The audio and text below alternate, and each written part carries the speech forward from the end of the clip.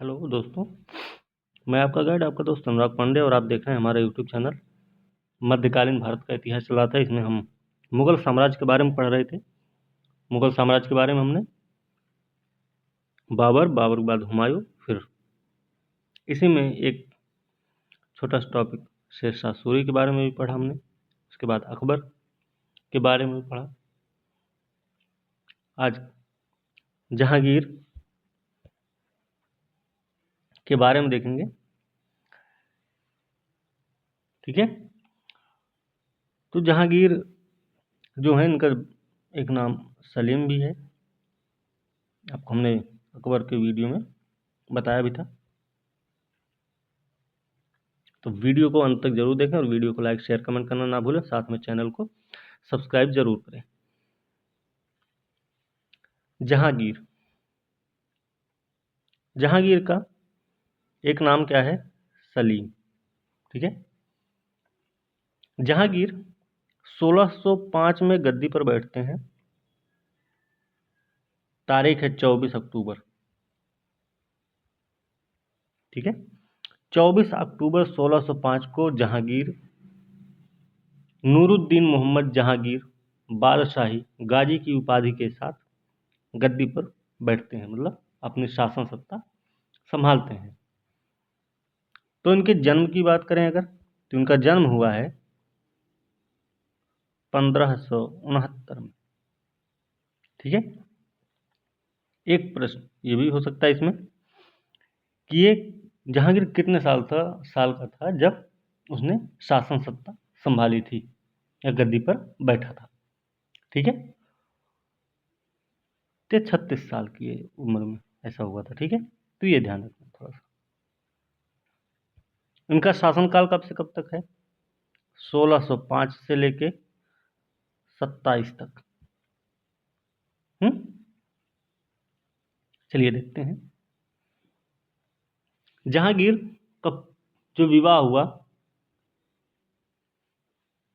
इनका पहला विवाह, कई सारे विवाह हुए, तो पहला विवाह इनका अंबर, जो जयपुर के एक राजा थे, उनके भगवान दास, उनकी पुत्री के साथ, और राजा मान सिंह की बहन मानबाई से हुआ था, ठीक है, 1585 में। इनका पहला विवाह अंबर के राजा भगवान दास की पुत्री और राजा मान सिंह की बहन मानबाई के साथ 1585 में हुआ था। इन्हीं मानबाई से ही खुसरो का जन्म हुआ, ठीक है। दूसरा विवाह कब हुआ? दूसरा विवाह हुआ उदय सिंह की पुत्री जगत गोसाई से। इनसे पैदा हुए खुर्रम, ठीक है। तो जगत गोसाई से खुर्रम पैदा हुए और खुसरो का जन्म हुआ है मानबाई से। इतना आपको पता होना चाहिए। जहांगीर के बारे में, जहांगीर किस लिए प्रसिद्ध है? एक प्रश्न हमेशा आता है कि वो अपनी न्याय की जंजीर के लिए बहुत प्रसिद्ध है। न्याय की जंजीर के लिए प्रसिद्ध है जहांगीर। कहाँ पे?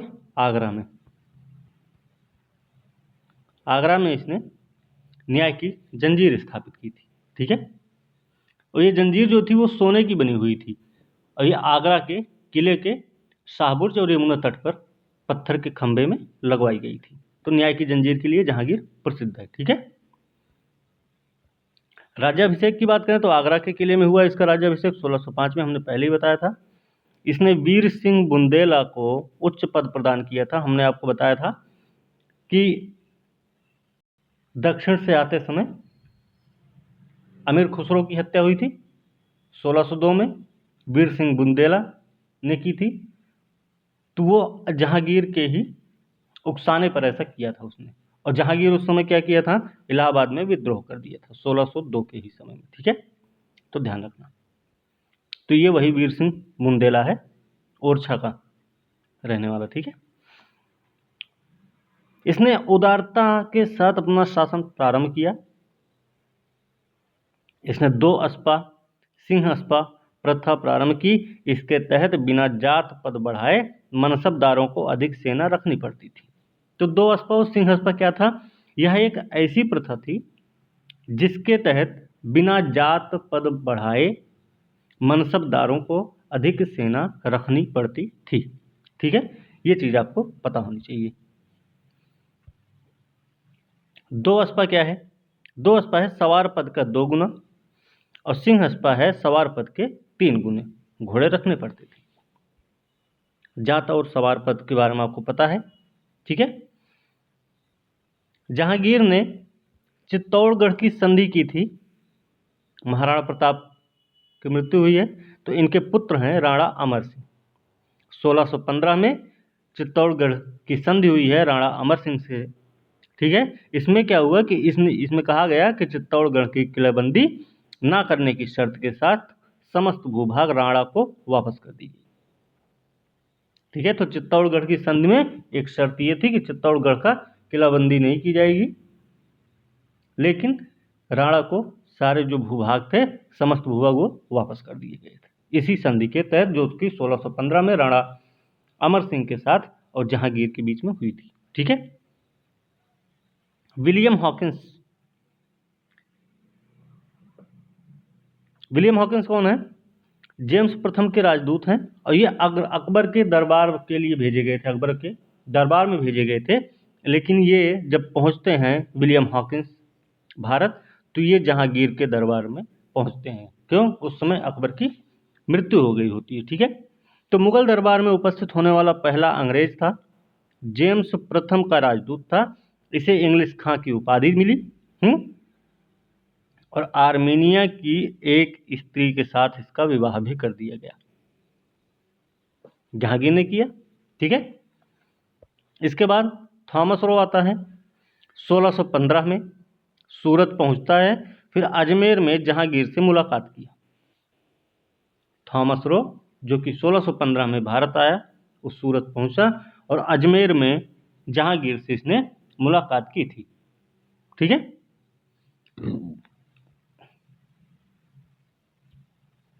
थॉमस रो 1615 सूरत पहुंचता, अजमेर में जहांगीर से इसने मुलाकात की। फ्रांसिस्को पेल्सर्ड भी हैं, ये डच यात्री थे।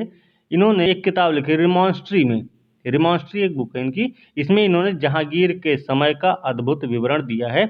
तो ध्यान रखना है कि फ्रांसिस्को पेल्सर्ड जो कि डच यात्री हैं, इनकी एक किताब है रिमॉन्स्ट्री, जिसमें जहांगीर के समय का अद्भुत वर्णन किया है इन्होंने। ठीक है, जहांगीर के काल को चित्रकला का स्वर्णकाल कहा जाता है।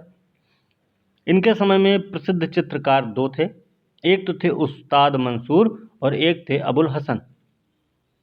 उस्ताद मंसूर और अबुल हसन 2 चित्रकार थे प्रसिद्ध। इनमें से उस्ताद मंसूर जो थे पक्षी विशेषज्ञ चित्रकार थे, और अबुल हसन व्यक्ति चित्रकार के महान महारत इनको हासिल थी। ठीक है, उस्ताद मंसूर को नादिरुल अस्र की उपाधि दी गई थी, और नादिरुल जमा की उपाधि के साथ अबुल हसन को प्रदान की गई। ठीक है, तो नादिरुल अस्र उस्ताद मंसूर को उपाधि दी गई थी, अबुल हसन को नादिरुल जमा की उपाधि प्रदान की गई थी, जिसमें से एक पक्षी विशेषज्ञ चित्रकार थे और दूसरा व्यक्ति विशेष चित्रकार था। ठीक है, जहांगीर एक अच्छा लेखक भी था। जहांगीर ने एक किताब लिखी थी तुजुके जहांगीरी। ठीक है, तुजुके जहांगीरी जो कि आत्मकथा है, इसको जहांगीर ने शुरू की थी। तुजुके जहांगीरी, हो सकता है यहाँ पे हो, इसमें लिखा गया हो, नहीं तो ऐसे याद रखना कि तुजुके जहांगीरी की शुरुआत, लिखने की शुरुआत की थी जहांगीर ने, लेकिन पूरा करने का काम किया था मोतबिंद खान ने। ठीक है, इसको पूरा, जैसे पूरा किसने किया, तो मोतबिंद खान नाम याद रखना है। तुजुके जहांगीरी किसने पूरा किया लिख के, तो मोतबिंद खान, इन्होंने इसको पूरा किया था। ठीक है, यह एक उच्च कोटि का लेखक था, समालोचक भी था। इसने तुजुके जहांगीरी आत्मकथा फारसी में लिखी थी, ये इसमें दिया भी है। ठीक है, खुसरो का विद्रोह होता है। खुसरो का विद्रोह हुआ 1606 में।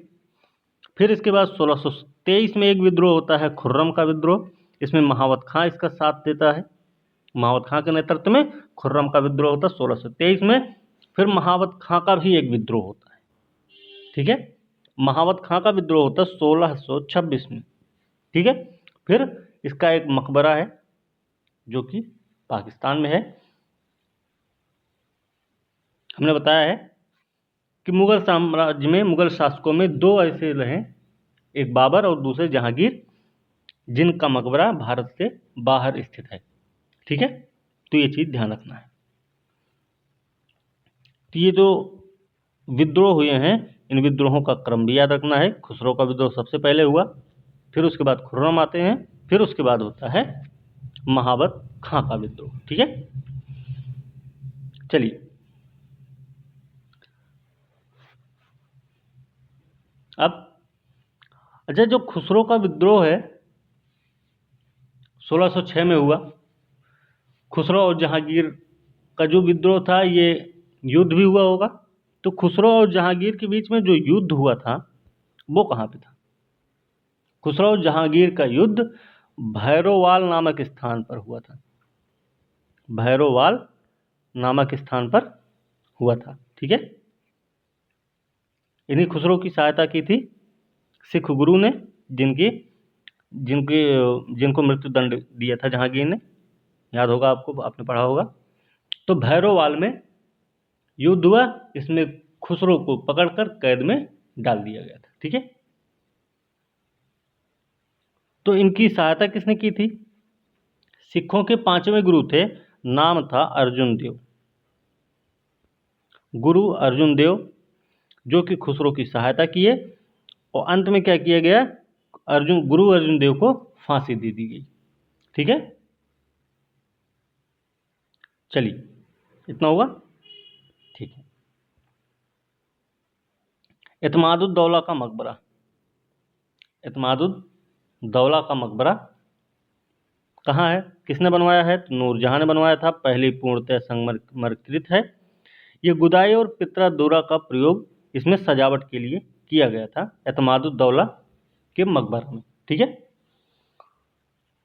फिर आगे है, ये प्रश्न आ चुका है, गोविंद महल कहाँ है? तो दतिया मध्य प्रदेश में है। इसका निर्माण किया था वीर सिंह देव ने। वीर सिंह देव ने पत्थरों से इसका निर्माण किया, जो कि दतिया में स्थित है। तो गोविंद महल इसका नाम है, ठीक है। आगे नूरजहां, नूरजहां गुट है, तो पहले नूरजहां के बारे में जानते हैं। नूरजहां जो है, ये ईरान के निवासी हैं, मिर्जा गियास बेग की पुत्री हैं। मिर्जा गियास बेग की पुत्री हैं, और इनका वास्तविक नाम है मेहरुन्निसा, ठीक है। मेहरुन्निसा, जो कि नूरजहां का विवाह हुआ था 1594 में अली कुली बेग से। और जहांगीर ने क्या किया कि एक शेर मारने के कारण अली कुली बेग को शेर अफगान की उपाधि भी प्रदान की थी। किसको? अली कुली बेग, जिसकी पत्नी थी नूरजहां, ठीक है। तो 1607 में शेर अफगान जो थे अली कुली बेग, इनकी मृत्यु हो गई, और मेहरुन्निसा अकबर की विधवा सलीमा बेगम की सेवा में हाजिर हुई, नियुक्त हुई। और पहली बार जहांगीर ने नवरोज त्योहार के अवसर पर मेहरुन्निसा को देखा था। इसी अवसर पर क्या किया उसने? उनके सौंदर्य से मुग्ध होकर 1611 में नूरजहां से शादी कर ली थी। नूरजहां से फिर शादी किए। तो ये चीज भी एक पता होना चाहिए, है ना। इसके बाद इनको कुछ उपाधियां भी दी गई जहांगीर के द्वारा। नूर महल, ठीक है ना। इन्हीं के सम्मान में चांदी का सिक्का भी चलाया जहांगीर ने। चांदी का सिक्का भी चलाया था जहांगीर ने इन्हीं के सम्मान में। किसके? नूरजहां के सम्मान में, ठीक है। जब वह शादी किया नूरजहां से, तो उसमें जो मिर्जा गियास बेग थे, उनको शाही दीवान बनाया गया। मिर्जा गियास बेग, जो कि इनके पिताजी थे, इनको शाही दीवान बनाया गया, और इनको एक उपाधि दी गई। किसको? मिर्जा गियास बेग को क्या उपाधि दी गई? इत्मादुद्दौला। अभी जो हमने ऊपर पढ़ा ये एतमादुद्दौला, यही इनको एक उपाधि दी गई, यही एतमादुद्दौला की उपाधि प्रदान की गई। किसको? मिर्जा गियास बेग। ठीक है, चलिए अब देखते हैं ये नूरजहां गुट क्या है। नूरजहां गुट एतमादुद्दौला मिर्जा गियास बेग, जो नूरजहां के पिता था, असमत बेगम जो कि नूरजहां की माँ, आसफ खां नूरजहां का भाई था, और ये थे शहजादा खुर्रम शाहजहां। नूरजहां गुट में ये लोग शामिल थे। ठीक है, अब इस हिसाब से अगर देखा जाए तो जहांगीर का शासनकाल दो भागों में बंट जाता है, दो भागों में बंटता है, जिसमें से एक भाग रहता है, पहला काल है 1611 से 1622 का। इसमें खुर्रम जो है नूरजहां गुट का सदस्य था, लेकिन दूसरा काल जब आता है 1622 से 1627 का, इसमें खुर्रम जो है गुट से बाहर हो जाता है। ठीक है, ठीक है ना। अब महाबत खां कोई है, जहांगीर के समय में ही एक महाबत खां है। महाबत खां ने झेलम के तट पे 1626 में, महाबत खां ने, अभी हमने बताया था जो इनका विद्रोह हुआ था, तो ये 1626 में जहांगीर नूरजहां और उसके भाई आसफ खां को बंदी बना लिया था। किसने? महाबत खां ने।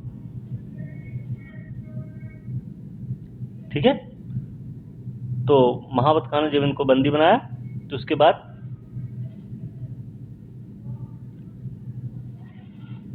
तो इनका विद्रोह भी हुआ था ना, महाबत खां का विद्रोह 1626 में। पहले खुसरो का विद्रोह, फिर खुर्रम का विद्रोह, फिर उसके बाद इनका विद्रोह आता है, महाबत खां का विद्रोह। ठीक है,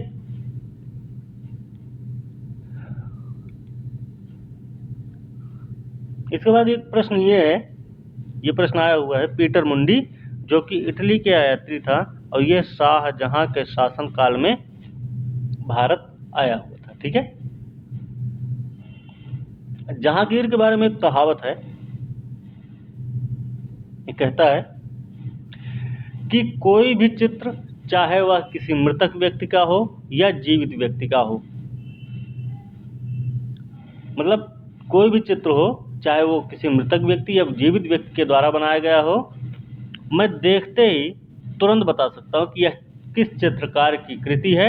यदि किसी चेहरे पर आंख किसी एक चित्रकार ने और भौं किसी एक चित्रकार ने बनाई है, तो भी यह जान लेता हूं मैं कि आंख किसने और भौं किसने बनाई है, मतलब ये चित्रकला का पारखी था। ठीक है, और इसके समय में चित्रकला का स्वर्ण युग कहा जाता है। ठीक है, ये भी आपको पता है। एक प्रश्न बहुत बार बार आता है, अशोक का एक अभिलेख है, अशोक का अभिलेख है कौशाम्बी,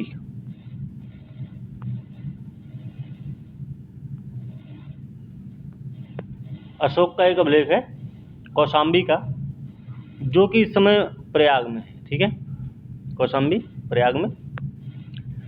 तो इसमें क्या है, समुद्रगुप्त, इसी पर समुद्रगुप्त की प्रशस्ति, प्रयाग प्रशस्ति के बारे में आपने सुना होगा, समुद्रगुप्त की प्रशस्ति, और साथ में जहांगीर का लेख उत्कीर्ण है।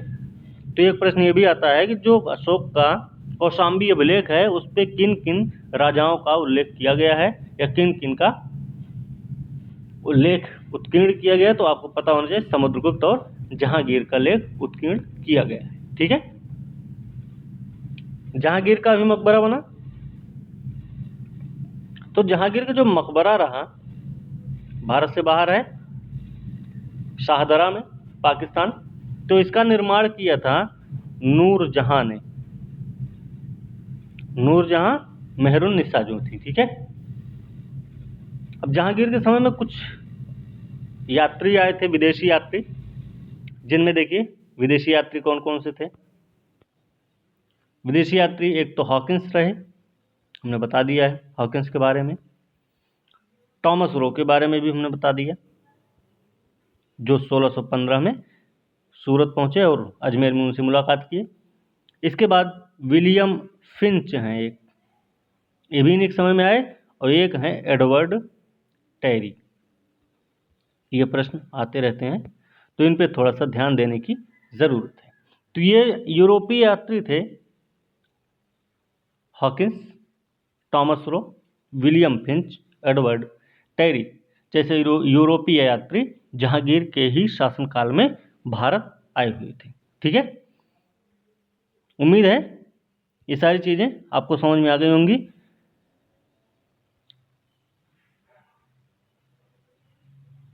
इसमें अगर कोई भी कमी है तो आप कमेंट बॉक्स में कमेंट करके बता सकते हैं, और वीडियो को अंत तक ज़रूर देखें। वीडियो को लाइक शेयर कमेंट करना ना भूलें, साथ में चैनल को सब्सक्राइब ज़रूर करें। आज के वीडियो के साथ बस इतना ही, अगले वीडियो के साथ कल मिलेंगे, तब तक के लिए धन्यवाद।